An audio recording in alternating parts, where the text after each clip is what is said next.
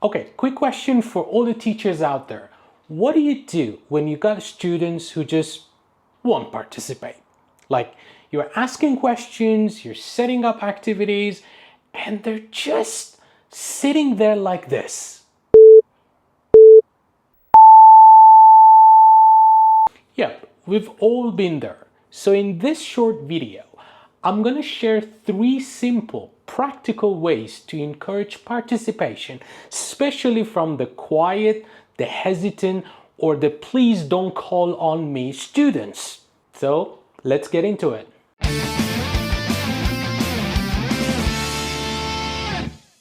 All right, first off, psychological safety. I know that sounds like something from a corporate HR manual, but it's real. A lot of students don't refuse to participate. They're just scared to be wrong. Back in my early years of teaching, I thought, let's have a whole class discussion was actually a good idea. But you know what? When students feel like they're being spotlighted on a stage, they freeze. So now I start small, pair work, breakout groups, short anonymous answers, even things like write it first, share it second. You know, it's about building trust first, not pressure. You can even use whiteboard, sticky notes, or share docs, all the different ways for students to contribute without feeling exposed.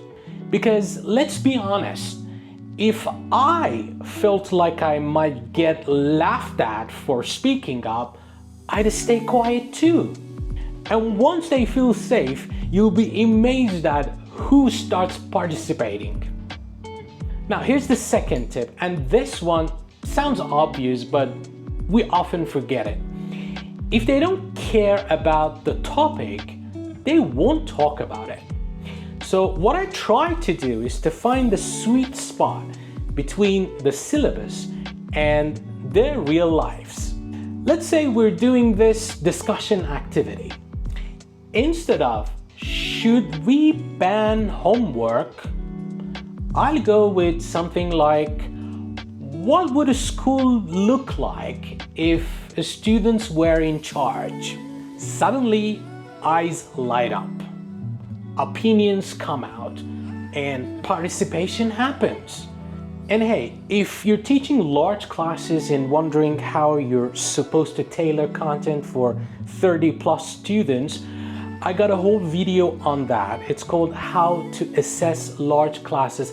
Check it out later. And finally, this is a big one, clarity and ownership.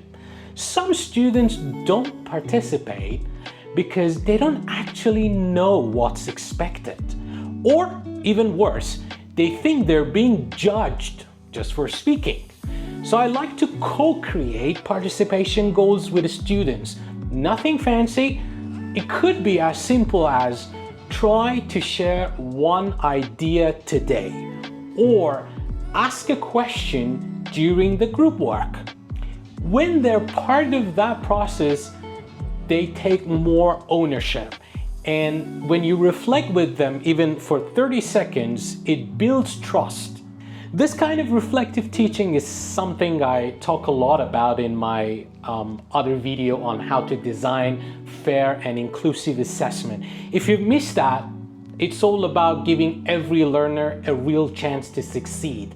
And yes, that includes participation as well. So you can check out that video as well. So here's a quick recap.